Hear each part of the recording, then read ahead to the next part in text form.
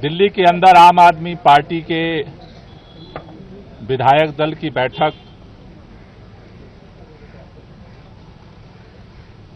बुलाई गई थी, जिस बैठक में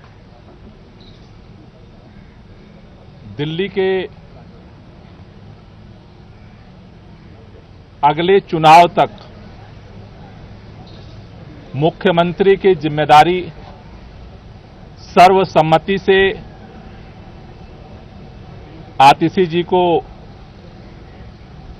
दी गई है। ये जो जिम्मेदारी दी गई है, आप सब जानते हैं कि एक विषम परिस्थितियों में ये जिम्मेदारी देनी पड़ी है, क्योंकि जिस तरह से भारतीय जनता पार्टी की केंद्र सरकार ने, पूरी भारतीय जनता पार्टी ने, देश के माननीय प्रधानमंत्री जी ने षड्यंत्र करके, एजेंसियों का दुरुपयोग करके आम आदमी पार्टी को खत्म करने का, दिल्ली की सरकार को, देश के अंदर जिस तरह से सरकारों को तोड़ा गया, उसी तरह से दिल्ली की सरकार को भी तोड़ने का जिस तरह से अभियान चलाया, उन सभी अभियानों को फेल करते हुए आम आदमी पार्टी ने अपनी एकजुटता को, विधायकों की एकता को, सरकार की स्थिरता को और सरकार के कामों को जारी रखा।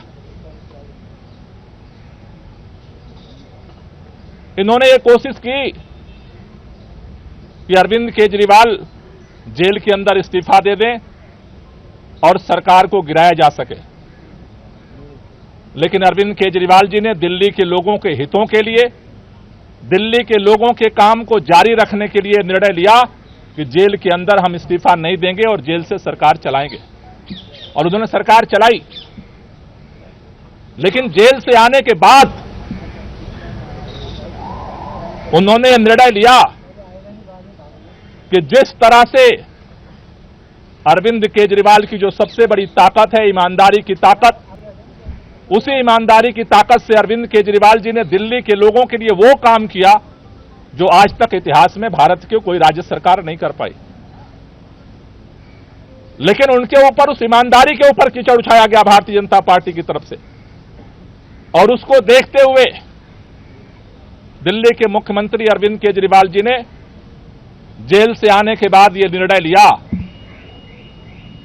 कि देश की सुप्रीम अदालत ने हमें जेल से बाहर कर दिया है, लेकिन हम जनता की अदालत में जाएंगे। दिल्ली के लोग जब तक दोबारा चुन करके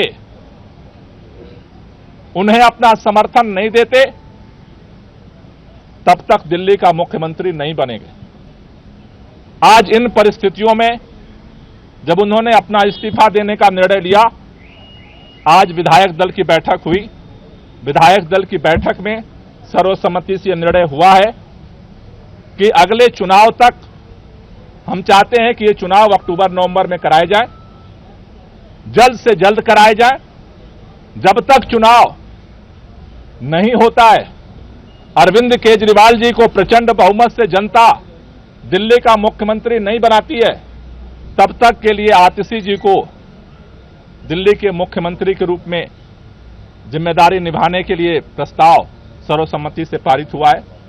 आतिशी जी को दो जिम्मेदारी मुख्य तौर पर सभी विधायकों की तरफ से दी गई।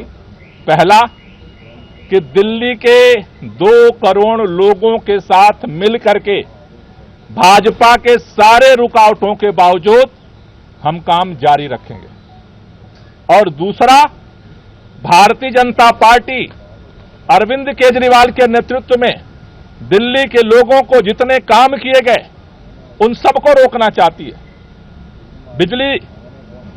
फ्री बिजली रोकना चाहती है, फ्री पानी रोकना चाहती है, स्कूलों को खराब करना चाहती है, मोहल्ला क्लिनिक बंद करना चाहती है, महिलाओं की यात्रा को रोकना चाहती है, बुजुर्गों की तीर्थ यात्रा को रोकना चाहती है। अभी हमने देखा बुजुर्गों की पेंशन रोक दिया 5 महीने तक। दूसरी जो जिम्मेदारी उनको दी गई है कि भारतीय जनता पार्टी के सारे षड्यंत्रों को, जो दिल्ली की जनता के काम को रोकने की है, उसकी रक्षा करना है।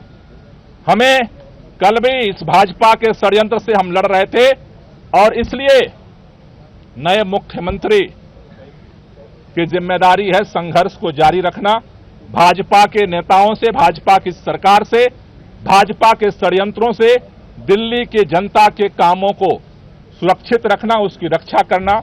इन दो जिम्मेदारियों को लेकर के नई सरकार का गठन होगा।